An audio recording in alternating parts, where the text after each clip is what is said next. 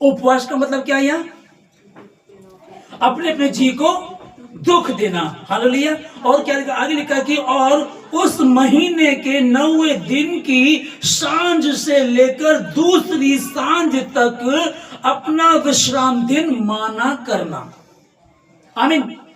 आज की सांझ हुई 6 बजे, सांझ का मैं आज 6 बजे आपने खा लिया, आपने 6 बजे खाना खाया, उसके बाद अगले दिन की सांझ तक आपको कुछ खाना पीना नहीं है। और ये क्या होता है कि अपने जी को दुख देना। ये क्या कह रहा परमेश्वर? और ये पहला उपवास है जहां परमेश्वर ने पहली बार आज्ञा दी उपवास रखने की। इससे पहले मूसा ने 40 उपवास रखे, उसके चेले ने 40 उपवास रखे, यहोशू ने, वो उनको नहीं पता था, लेकिन वो तो भी परमेश्वर के नजदीक उपवास रख करके गए। परंतु ये जो हम लय व्यवस्था 23 का 32 में पढ़ रहे हैं, यहाँ किस प्रकार का कि तुम विश्राम दिन मानना और उस समय क्या करना, तुमको आज की सांझ से लेकर अगले दिन की सांझ तक तुमको उपवास में रहना है। हालेलुया। उपवास नहीं लिखा, लेकिन क्या लिखा है कि अपने जी को दुख देना, कुछ ना तो खाना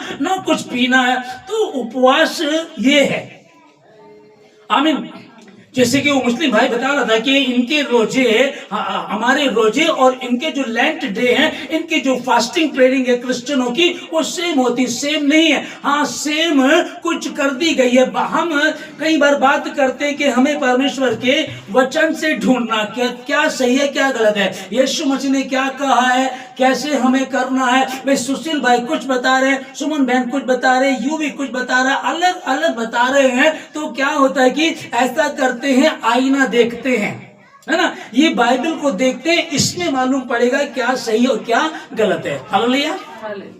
ये क्या हुआ, 12वीं सदी की बात है। ये 12वीं सदी में ऐसे हुआ कि जो कैथोलिक वाले हैं, उनका जो पॉप है, उनसे बात हुई। जो क्रिश्चियन लोग हैं, कुछ मेहनत मजदूरी करते हैं, उन लोगों ने ऐसा करना शुरू किया कि ऐसा करते भाई, पॉप से हम चिट्ठी लिखते हैं, बात करते हैं कि हम लोग मेहनत करते हैं और अगली साल तक 24 घंटे तक हमको उपवास रखना, ना तो पानी पीना है और ना ही कुछ खाना है। तो इसमें थोड़ा सा चेंज आना चाहिए कि हम कुछ खा सके। तब 12वीं सदी में एक बात वहां कैथोलिक चर्च जो है, उनके लोगों ने कहना शुरू किया, ठीक है फिर तो बीच में थोड़ा कुछ खा सकते हो, ठीक है। ये अपनी मर्जी हुई है, बाइबल की मर्जी नहीं। बाइबल में क्या लिखा है, आज की सांझ से लेकर अगले दिन की सांझ तक, मतलब 24 घंटे तक तुमको उपवास रखना, अपने जी को दुख देना है। अभी मैंने 8 घंटे तक उपवास रख लिया है, ओके। 2 घंटे में फिर मुझे बड़ी भूख लगी और मैं किचन में गया, मैंने कुछ खा लिया, ठीक है ना। तो ये जी तो शुरू के 3 घंटे 4 घंटे 5 घंटे 6 घंटे कवर हो गए, लेकिन 7वां घंटे आते ही जैसे ऐसा लगा कि चलो भाई अब क्या करेंगे, कुछ खा लेते हैं, तो जी को तो दुख दिया ही नहीं है। दुख तो 6 घंटे के बाद शुरू हुआ, या तुमने 20 घंटे रख लिया, अब 4 घंटे में हुआ, या 23 घंटे रख लिया, आखिरी का 24वां जो घंटा, उसमें प्रॉब्लम आएगी। होता ना कई बार कि पूरी नदी पार कर ली और किनारे पर आकर के तुमको दिक्कत आ रही है। होता यही है, जब यीशु मसीह ने उपवास रखे तो 40 दिन पूरे हो गए, बस आखिरी दिन था और लिखा कि उसे भूख लगी, तभी तो आएगा ना जिससे हमारी लड़ाई है। अब ऐसा परमेश्वर ऐसा थोड़ी कह रहा है कि मेरे बच्चे 24 घंटे भूखे रहो, भूखे भूखे में मर जाओ, ऐसा नहीं है। वो हमको कुछ सिखाना चाह रहा, कुछ बताना चाह रहा। उपवास रखें, प्रार्थना करें, और तब विरोधी परखने वाला आएगा और वो तुमको परखेगा। पास आकर के वो क्या कहेगा तुमको, अगर तू परमेश्वर का पुत्र है, अगर तू परमेश्वर की पुत्री है, तो कह दे के पत्थर रोटी बन जाए। तो परखने वाला कब आएगा? परखने से पहले ही तो तुम कमजोर पड़ गए।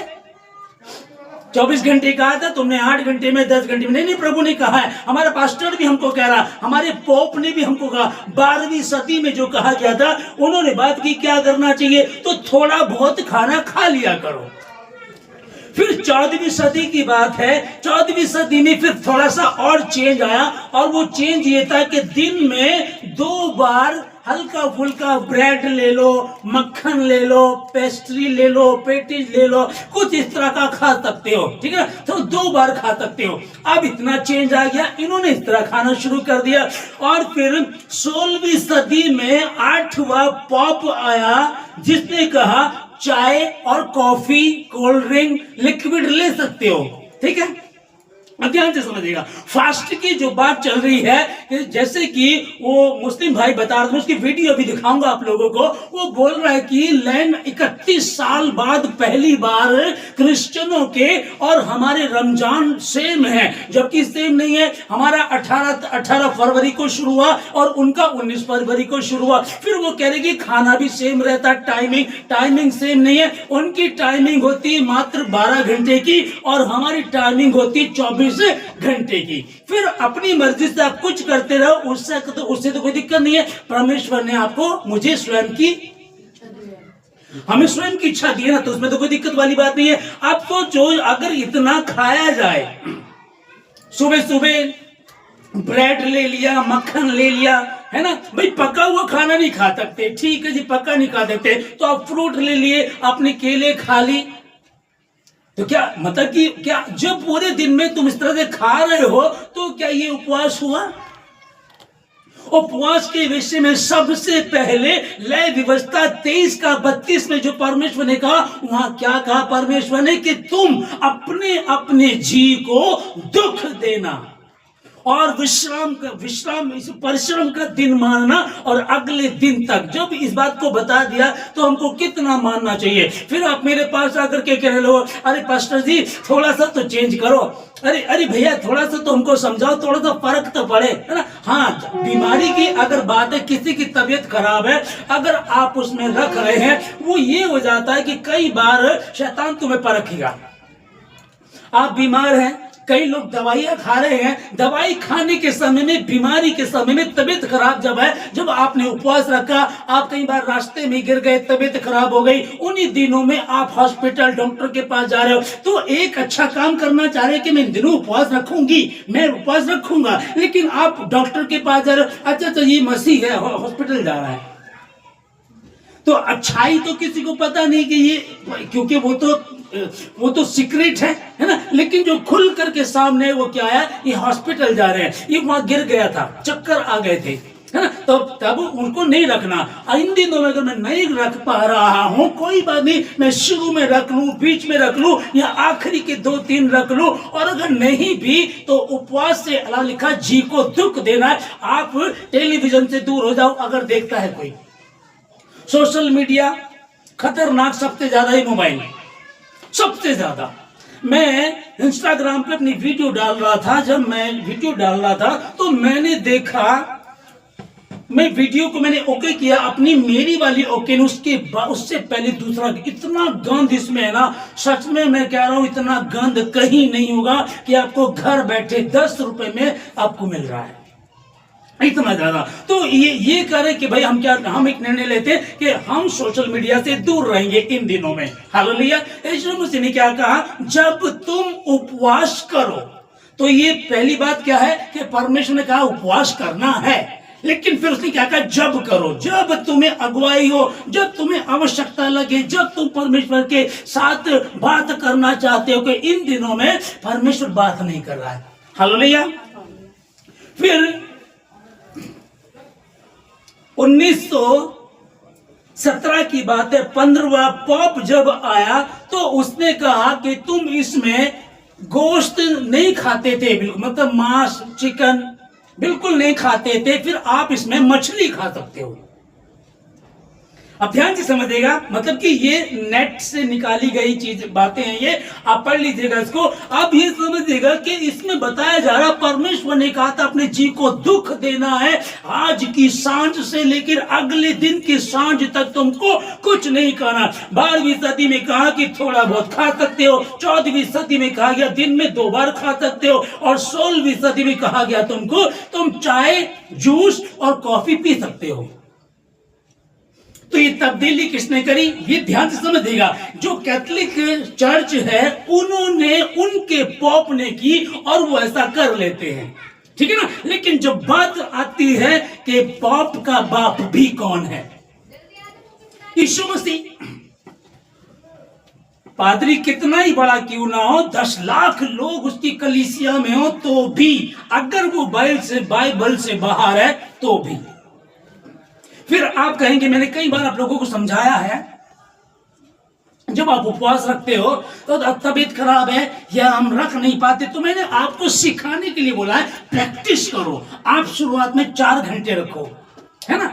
4 घंटे आपने रखा, धीरे धीरे धीरे धीरे फिर आपने 5 घंटे शुरू किया, फिर 6, फिर 7, फिर 8। ऐसे क्या हुआ, प्रैक्टिस में आ गए, आपको उपवास रखना आ गया। मैंने ये सिखाया आपको, और जब आप मजबूत हो जाते हो फिर कोई फर्क नहीं पड़ता है। भाई बाइबल बता रही है मूसा ने 40 दिन 40 रात, आमीन, मूसा ने 40 दिन रात भूखा प्यासा रहा, और जब वो परमेश्वर के पास से नीचे आ रहा था तो क्या लिखा है, उसके चेहरे पर इतना तेज था कि यहोशू कहने लगा अपने मुंह को कपड़े से ढांप ले, तेरे चेहरे से किरणें निकल रही हैं। जब तू उपवास करे तो अपना मुंह मलान मत रखना, कपटियों की तरह उपवास को मत रखना, क्योंकि कपटी लोग ऐसा कर कर दिखाना चाहते हैं। इन दिनों में दाढ़ी बढ़ा ली, इन दिनों में कपड़े चेंज नहीं किए, इन दिनों में नहाए नहीं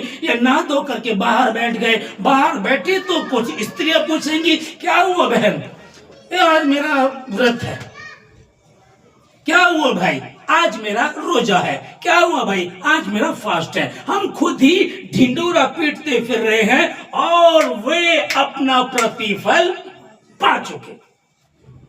हमें उसी क्षण का प्रतिफल अब आगे नहीं मिलेगा कुछ भी तुमको, क्योंकि तुम तो ढिंडोरा पीट रहे हो। मैं रोजे से हूं, मैंने उपवास रखा, तुमने ढिंडोरा पीटा और तुम्हारा प्रतिफल तुम पा चुके हो। हालेलुया।